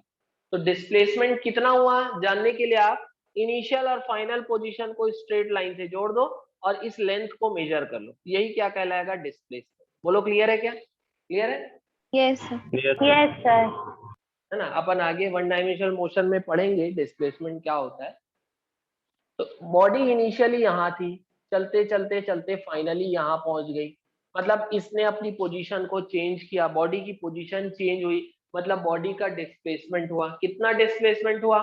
तो इनिशियल और फाइनल पोजीशन को स्ट्रेट लाइन से जोड़ दो, इसकी लेंथ मान लो s आ रही है, 10 मीटर, 20 मीटर, 1 किलोमीटर, 2 किलोमीटर, जो भी होगा वो कितना आ रहा है एस, उसको अपन किससे डिनोट करें, एस से। तो डिस्प्लेसमेंट कितना है एस, मतलब पोजीशन में चेंज कितना हुआ एस, एक्सेलरेशन कांस्टेंट है ए। तो इस सिचुएशन के लिए सेकेंड इक्वेशन ऑफ मोशन है s equals to u t plus half a t square. इसमें कोई डाउट तो नहीं, क्लियर है? Yes, sir. What is S? Displacement of the body in time t, t time interval में। पहले time 0 था, मान लो यहाँ ये टाइम हो रहा है अभी 15 सेकेंड। यहाँ पर जब मैंने टाइम देखना स्टार्ट किया तो टाइम 0 काउंट करूंगा, फिर 15 सेकेंड बाद, तो ये t एक्चुअल में 15 सेकेंड है, एक एग्जांपल ले रहा हूँ। तो टाइम इंटरवल कितना हुआ 15 सेकेंड का, तो 15 सेकेंड में कितना डिस्प्लेसमेंट हो रहा है वही S है। समझ में आ रहा है क्या? क्लियर है? Yes, sir. Yes, sir. तो t टाइम में कितना डिस्प्लेसमेंट हो रहा है s। तो ये इक्वेशन हमको बताता है कि किसी भी बॉडी का जो कांस्टेंट एक्सेलरेशन से मूव कर रही है उसका एक पर्टिकुलर टाइम में कितना डिस्प्लेसमेंट हो रहा है। तो टाइम चेंज होगा तो डिस्प्लेसमेंट भी चेंज होगा। तो यहाँ वेरिएबल कौन कौन होगा, डिस्प्लेसमेंट और टाइम होगी कि नहीं भाई? टी अलग अलग होगा तो डिस्प्लेसमेंट भी अलग अलग होगा बोलो। Yes, sir. Yes, sir.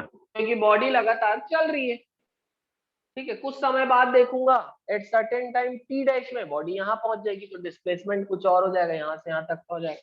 तो वेरिएबल कौन कौन है, displacement and time. U and A ये दोनों कांस्टेंट है। इनिशियल वेलोसिटी शुरुआत में जो दे दी है वो हिस्ट्री हो गई, वो कांस्टेंट है। और एक्सेलरेशन तो कांस्टेंट होना ही चाहिए। अपन पढ़ेंगे बेटा कि जब इक्वेशन ऑफ मोशन तभी लगाते हैं जब एक्सेलरेशन कांस्टेंट होता है, अदरवाइज नहीं लगा।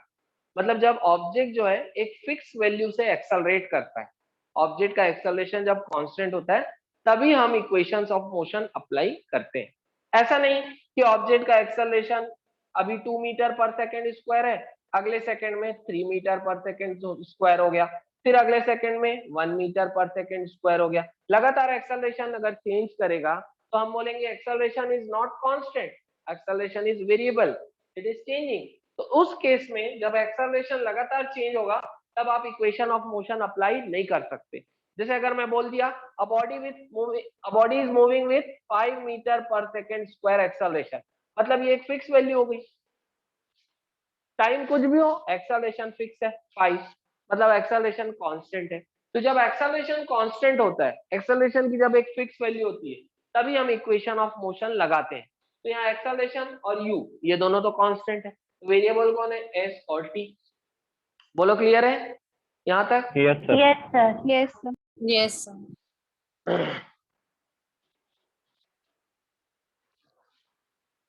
तो यहाँ से इसको कंपेयर करो, y is equal to A x plus, अब ये पूरे ये दोनों ये हाफ भी कांस्टेंट है और ए भी कांस्टेंट है तो इसको b ले लेते हैं बी एक्स स्क्वायर। क्या अपन लिखे थे क्या शुरू में, ये इक्वेशन लिखे थे बोलो? Yes, sir. Yes, sir. तो शेप क्या होना चाहिए, एस वर्सेस टी का ग्राफ का शेप क्या होना चाहिए, हाइपरबोला सॉरी पैराबोला होना चाहिए कि नहीं बोला? होना Yes, चाहिए, sir. क्योंकि ये जो Yes. इक्वेशन है वो इस कंडीशन को सेटिस्फाई कर रहा है। y equals to A x plus B x square, y s equals to u t. यहाँ पर y एक्सिस में कौन है, डिस्प्लेसमेंट, क्योंकि y और x क्या है, वेरिएबल। यहाँ पर t x की जगह t है, बाकी a कांस्टेंट है, मतलब ये इनिशियल वेलोसिटी, और हाफ और a ये भी कांस्टेंट है, मतलब b। ठीक है, तो y equals to A x plus B x square, ये इस कंडीशन के जैसा दिख रहा है ये इक्वेशन। इसका मतलब S T graph, displacement time graph जो होगा वो क्या होगा, पैराबोला होगा। क्या बोलो, displacement time graph Yes, sir. क्या होगा, पैराबोला शेप में होगा कि नहीं, बोलो यस और नो जल्दी। Yes, sir. Yes, sir. Yes, sir. ये ऐसा कुछ होगा बेटा, ये ऐसा। ठीक है, अभी मत बनाओ, पहले अपन इसको समझेंगे अभी, है ना? चलो, इस ग्राफ का स्लोप किसकी वैल्यू बताएगा, बता सकते हो आप लोग? इस ग्राफ का जो स्लोप है किसकी वैल्यू देगा, Displacement. ds बाई dt देगा। ds बाई dt होगा कि नहीं? y में Yes, कौन है, sir. डिस्प्लेसमेंट है, x में कौन है, टाइम। तो Velocity. वेलोसिटी की value, very good. ds by dt क्या होता है? वेलोसिटी होता है कि नहीं? बोलो। Yes, sir. Yes, sir. इधर हो गया डिस्प्लेसमेंट, इधर हो गया टाइम। तो ds बाई dt, तो इस ग्राफ st ग्राफ का जो स्लोप होता है, डिस्प्लेसमेंट टाइम ग्राफ का जो स्लोप होता है, वो किसके बराबर होगा? ds by dt। और ds बाई dt क्या होता है? वेलोसिटी। बोलो क्लियर है? बोलो क्लियर है? Yes, sir. नहीं आया समझ में? बेटा किसको किसको नहीं आया हैंड्स अप करेंगे। अभी मैंने आपको बताया ना कि अगर y और x के बीच में ग्राफ हो, तो y x ग्राफ का जो स्लोप होता है, अगर मैं ऐसा बना देता और पूछता कि बताओ चलो इसका स्लोप किसकी वैल्यू बताएगा, तो स्लोप क्या होता है? y x ग्राफ का slope del y by del x, या फिर dy बाई dx, या फिर tan थीटा। होता है कि नहीं? बोलो होता है? Yes, sir. होता है। Yes, sir. अब यहाँ y की जगह कौन है? डिस्प्लेसमेंट। x की जगह टाइम है। तो भाई इसका स्लोप ds बाई dt नहीं लिख सकता मैं? लिख सकता हूँ कि नहीं? Yes. या फिर del h by del t, दोनों लिख सकता हूँ। Del y by del x या dy बाई dx लिख सकता हूँ क्या? Yes, लिख sir. सकता हूँ, बोलो। Yes, sir. ये क्या है? डिस्प्लेसमेंट अपॉन टाइम, इसी को बोलते हैं वेलोसिटी। ये भी क्या है? ds बाई dt भी क्या है? Differentiation of displacement with respect to time. ये भी वेलोसिटी होता है, लेकिन ये कौन सा वेलोसिटी होता है? Instantaneous velocity. और ये वेलोसिटी होता है एवरेज। तो ये एवरेज और इंस्टेंटेनियस वेलोसिटी क्या होती है, ये अपन बाद में देखेंगे, लेकिन होती तो वेलोसिटी है। चाहे आप del h by del t करो, चाहे d h by d t, ये दोनों वेलोसिटी होती है। इतना क्लियर हुआ क्या? बोलो Sanyogita and Yes, Ayush. sir. Yes, sir. Sir हाँ, सर ये दोनों वेलोसिटी होता है तो इंस्टेंटेनियस और एवरेज। आपको डिस्प्लेसमेंट टाइम ग्राफ का स्लोप वेलोसिटी की जानकारी देगा। ठीक, अब अपन इस ग्राफ से क्या क्या नतीजा निकाल सकते हैं? बोलो बेटा, इतना पॉइंट क्लियर हुआ क्या? बोलो। Yes, sir. Yes, sir. Yes, sir. sir. ठीक, तो डिस्प्लेसमेंट टाइम ग्राफ का स्लोप है, हमको दे रहा है वेलोसिटी। ठीक, क्या स्लोप कांस्टेंट है क्या? बोलो। No, sir. No, No, sir. No, sir. No, very good. यहाँ का स्लोप अलग आएगा, यहाँ का स्लोप अलग आएगा, यहाँ का स्लोप अलग आएगा। देखो, अगर स्ट्रेट लाइन ग्राफ है तो उसमें कहीं भी एक्स एक्सिस बना दो, वही स्लोप होगा। लेकिन अगर ग्राफ ऐसा कर्व्ड हो तो आपको फिर टेंजेंट बनाना पड़ेगा। ये जो होता है ना बेटा, जैसे ये सर्कल है, यहाँ पर ये पॉइंट है, इस पॉइंट को टच करते हुए जो लाइन जा रही है इसको टेंजेंट बोलेंगे। ठीक है, तो ये पॉइंट को टच करते हुए आप एक लाइन बनाओगे, टेंजेंट, और ये फिर एक्स एक्सिस से जो एंगल बनाएगा वो स्लोप होगा। तो देखो स्लोप लगातार चेंज हो रहा है कि नहीं? बोलो, हो रहा है? Yes, sir.